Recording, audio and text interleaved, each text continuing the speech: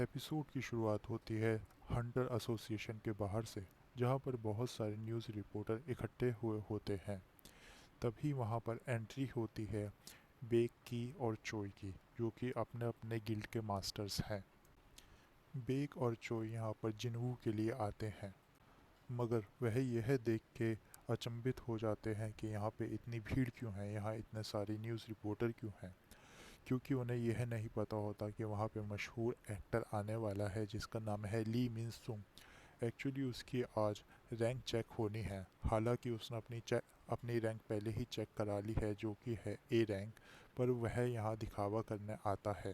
दरअसल उस पर बहुत सारे इल्ज़ाम है कि वह अपने कलीग्स के साथ या अपने कोवर्कर्स के साथ अच्छा व्यवहार नहीं करता। वह अपनी इसी छवि को सुधारने के लिए यहाँ आया होता है। वहाँ न्यूज़ वाले सवाल करने लगते हैं बेक और चोई से, क्या आप लोग भी यहाँ ली मिन सिंह को अपने गिल्ड के अंदर शामिल करना चाहते हैं। तभी तभी बेक जवाब देता है कि नहीं, मैं यहाँ इस काम से नहीं आया हूँ, मैं यहाँ दूसरे काम से आया हूँ। और चोई बताता है कि मिन सुंग ने तो पहले ही फींग गिल्ड को ज्वाइन कर लिया है। चोई बोलता है, मैंने सुना है ए रैंक गेट अचानक से एस रैंक में बदल गया था और तुम लोगों को बहुत ज़्यादा परेशानी हुई।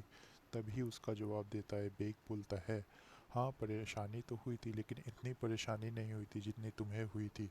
यहाँ तुम्हारे ए रैंक का हंटर भी मारा गया था। क्या नाम था उसका, जिसका नाम था की हुम। यह लोग आपस में बात ही कर रहे थे, तभी वहाँ आ जाता है फींग गिल्ड का मास्टर लिम ग्यू। वह बोलता है, क्या तुम भी यहाँ मिनसुंग को लेने के लिए आए हो अपनी गिल्ड में। बेक और चोई गुस्से में बोलते हैं, मिनसुंग हो या पिनसुंग, हम उसे लेने नहीं आए हैं, हमें तो पता ही नहीं वह है कौन। तभी जिनवू भी वहाँ आ जाता है, क्योंकि उसे ऑफिशियली बुलाया गया था एस रैंक देने के लिए। मिनसुंग वहाँ कहता है न्यूज़ रिपोर्टर से कि मेरे अंदर हंटर की पावर आई है, चलो चेक करता हूँ कि क्या मिली होगी। मैं आप सबके सामने चेक करूँगा और फीन गिल्ड के लिए काम करूँगा। फिर वहाँ न्यूज़ रिपोर्टर वाले पूछते हैं, क्या आप एक्टिंग छोड़ के फुल टाइम हंटर बन जाएंगे। पर मिनसुंग अपने मन ही मन में सोचता है कि मैं तो ये दिखावा करने आया हूँ, मैं यह काम सिर्फ 2 साल करूँगा, उसके बाद मैं फिर से एक्टिंग लाइन में चला जाऊँगा, जब तक लोग यह भूल जाएंगे मेरा ट्रैक रिकॉर्ड कैसा था पास्ट में। तभी वहाँ जिनवू अंदर जाने लगता है, पर वहाँ मिनसुंग का मैनेजर उसको रोक लेता है। वह बोलता है, अभी सर का इंटरव्यू चल रहा है, तुम बाद में आना।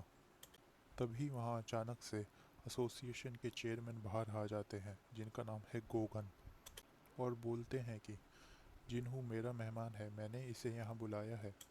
और उन्होंने मना भी किया था मिनसुंग को कि इस वक्त प्रेस कॉन्फ्रेंस मत करना। फिर वह जिन्हू को अंदर लेके चले जाते हैं।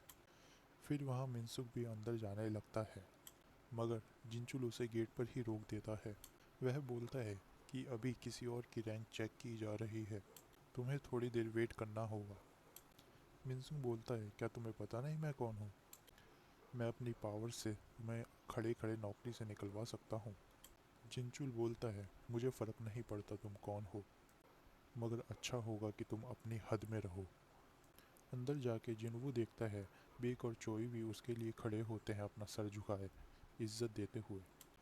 फिर गोगन जिनवू को एक ट्रेनिंग रूम में ले जाते हैं और वहाँ उससे पूछते हैं कि जिनवू किस तरीके की पावर्स तुम यूज़ कर सकते हो। वह अपने एक शेडो सोल्जर को जगाता है। गनहू बोलते हैं कि मैंने तुम्हारी रिपोर्ट देखी है, तुम एक से ज़्यादा शैडो सोल्जर को समन कर सकते हो। जिनवू को याद आता है उसकी लास्ट रेड में उसकी पावर्स एक्सपोज हो चुकी हैं, सबको पता है कि अब वो किस चीज़ के काबिल है, क्या वह कर सकता है, सारी पॉसिबिलिटी सबके सामने है, अब छुपाने से कोई फ़ायदा नहीं। तभी वह अपने शैडो सोल्जर्स को ज़िंदा करता है। फिर वह बताता है कि ऐसे मैं 100 सोल्जर के आसपास बुला सकता हूँ। बाहर खड़े बेक और चोई को अंदर की पावर्स का एहसास हो जाता है, उन्हें बाहर ज़्यादा ऑरा फील हो रहा होता है। फिर वहाँ जिनवू का रैंक चेक होने के बाद उसे एस रैंक का कार्ड दे दिया जाता है। जिनवू को उसका एस रैंक वाला हंटर लाइसेंस दे दिया जाता है। अब जिन्वू के दिमाग में सिर्फ एक ही बात थी कि वह जल्दी से जाए और डीमन कैसल वाला अपना मिशन पूरा करे, जिसके बाद वह अपनी मम्मी को वापस जिंदा कर पाएगा। चेयरमैन जिन्हू को बधाई देते हैं।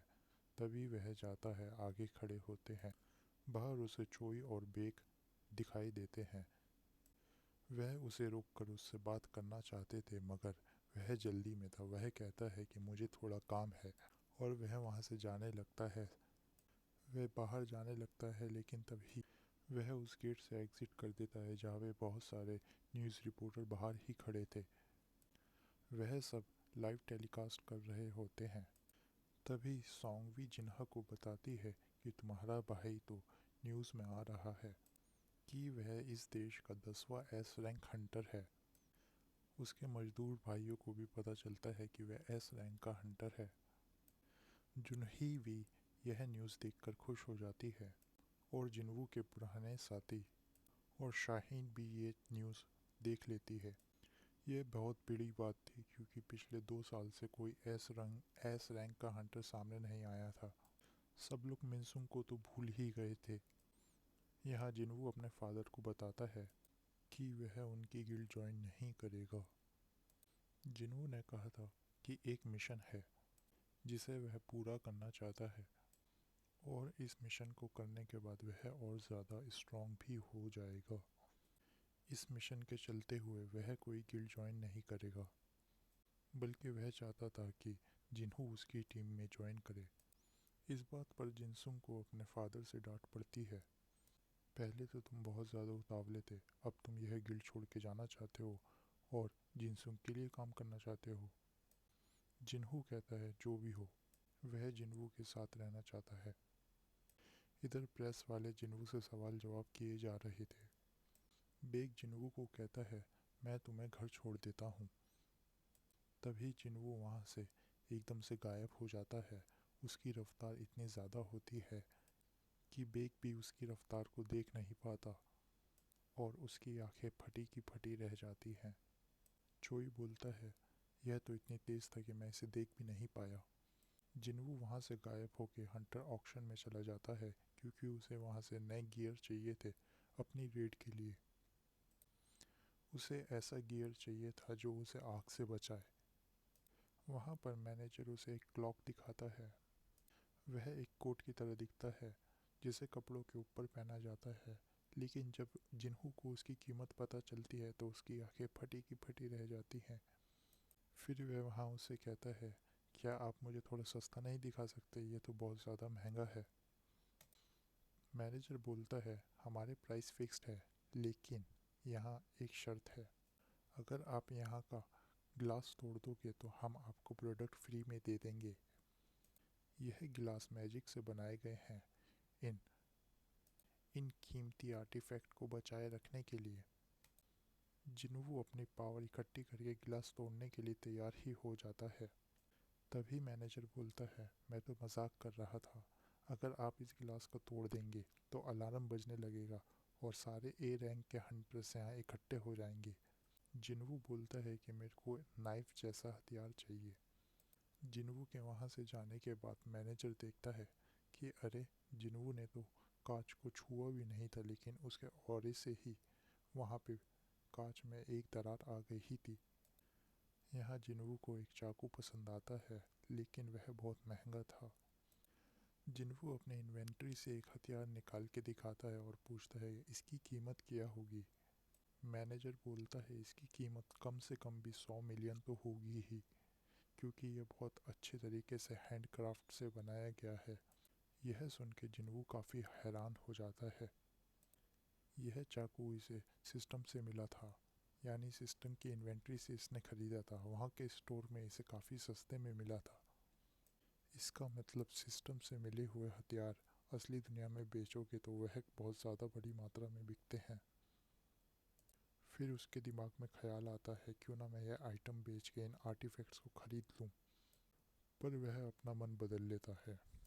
यहाँ दूसरी साइड बेक सोच रहा था ये जिन्वू इतने ज़्यादा पावरफुल कैसे हो रहा है, क्योंकि जिन्वू की सेकंड अवेकनिंग तो बहुत पहले हुई थी। उसे कुछ भी समझ नहीं आ रहा था कि एक हंटर स्ट्रॉन्ग कैसे होता जा रहा है, क्योंकि अवेकनिंग के बाद तो एक ही पावर रहती है। अपना क्लास बढ़ा नहीं सकते, लेकिन वह फिर भी दिन पे दिन अपने पावर्स बढ़ा रहा था। फिर जिन्हा दिखाई जाती है, जो देखती है पर्दे से बाहर झाँक कर के कोई न्यूज़ रिपोर्टर वाले तो नहीं हैं, क्योंकि वह उनसे परेशान हो गई थी। जिन्हू उसे बताता है कि फिर से वह एक हफ्ते के लिए घर से बाहर जा रहा है। तभी जिन्हू की घर की घंटी बजती है और वह देखने जाता है कि कहीं कोई न्यूज़ रिपोर्टर वाला तो नहीं है, और वह काफ़ी गुस्से में होता है। जिन्हू जब गेट खोलता है तो उसे दिखता है कि ये जिन्हू है। जिन्हू अपना बोरिया बिस्तर लेके आया होता है, क्योंकि वह एक अपना घर छोड़ चुका होता है। अब जिन्हू जिन्हा से कहता है कि मैं एक हफ्ते के लिए काम से जा रहा हूँ अपने दोस्त जिन्हू के साथ। उस रात जिन्हू जिन्हू के कमरे में ही सोता है। जिन्हू को जिन्हा की चिंता हो रही थी कि अगर मैं रेड पे जाऊँ, कहीं मेरी बहन पे कोई अटैक ना कर दे। तो उसकी रक्षा करने के लिए जिन्हू फैंग को यानी टस्क के 4 गार्ड्स को समन करता है, मगर वह देखता है कि वहाँ सिर्फ 3 गार्ड ही होते हैं। फिर वह पूछता है तुम्हारा चौथा गार्ड कहाँ है। फिर वह उसे याद दिलाते हैं कि तुमने एक को मुक्का मार के सीलिंग में ही दबा दिया था और वह वापस जिंदा नहीं हो पाया। फिर वह देखता है कि इन तीनों में से कोई सा भी एक को अगर मैं यहाँ छोड़ दूँ तो ये इतने पावरफुल है कि वह आराम से एक ए हंटर को भी आराम से संभाल लेंगे। तो वह उनमें से एक को जिन्हा के पास छोड़ देता है। जिन्हू फिर आसपास की सिक्योरिटी बढ़ा देता है। वह अपने शैडो सोल्जर्स को अवेक करता है और आसपास पेट्रोलिंग के लिए लगा देता है काम पर, ताकि जब वो यहाँ ना हो, ताकि जब वह यहाँ पर नहीं होगा तो अगर कोई दिक्कत होगी तो यह शैडो सोल्जर संभाल लेंगे और प्रोटेक्ट करेंगे उसकी सोसाइटी को। तभी हमें अगले सीन में एक अजीब सा कीड़ा उड़ता हुआ दिखाई देता है। वह कीड़ा जेजू आइलैंड से उड़ता हुआ ज़मीन पर लैंड करता है। वह पहला कीड़ा था जो जेजू आइलैंड से ज़िंदा आ गया था इतनी दूर तक। अगले दिन जिन्हू जिन्हू के साथ निकल जाता है। जिन्हू जिन्हो से कहता है कि वह कुछ दिन के लिए ट्रेनिंग करने जा रहा है।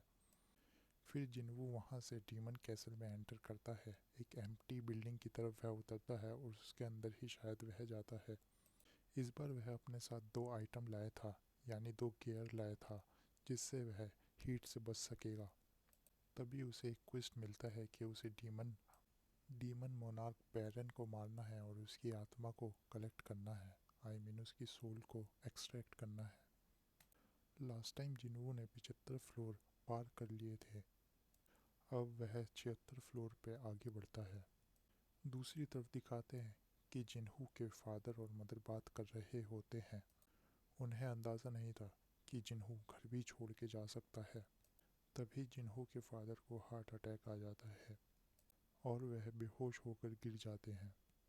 दूसरी तरफ दिखाते हैं कि जिन्हू के सामने एक बहुत बड़ा डीमन आ जाता है।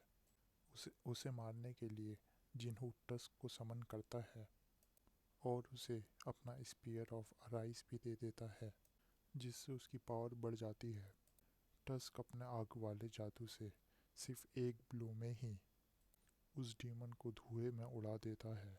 बस उसके पैर ही बचते हैं। ये सब देख के जिन्हू भी हैरान हो जाता है कि उसमें इतनी ज़्यादा पावर्स आ जाती है टस्क में। दूसरी तरफ दिखाते हैं जिन्हू के फादर को हॉस्पिटल में होश आ जाता है।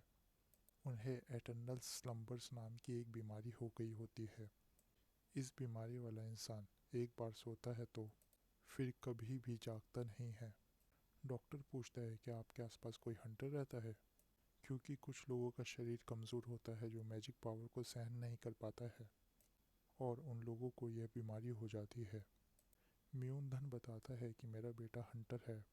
डॉक्टर कहता है कि अभी पक्का नहीं है कि उसे ये बीमारी कैसे लगी हो। ह्यूंगन मन में सोचता है कि इस मैजिक से भरी हुई दुनिया में मेरा शरीर ही मैजिक पावर सहन नहीं कर पाया, यानी इस दुनिया में वह एक कमज़ोर है। दूसरी तरफ हमें 2 हंटर दिखाए जाते हैं जो कि समुंदर के किनारे में घूम रहे होते हैं। तभी उनके सामने कोई चीज़ दिखाई पड़ती है।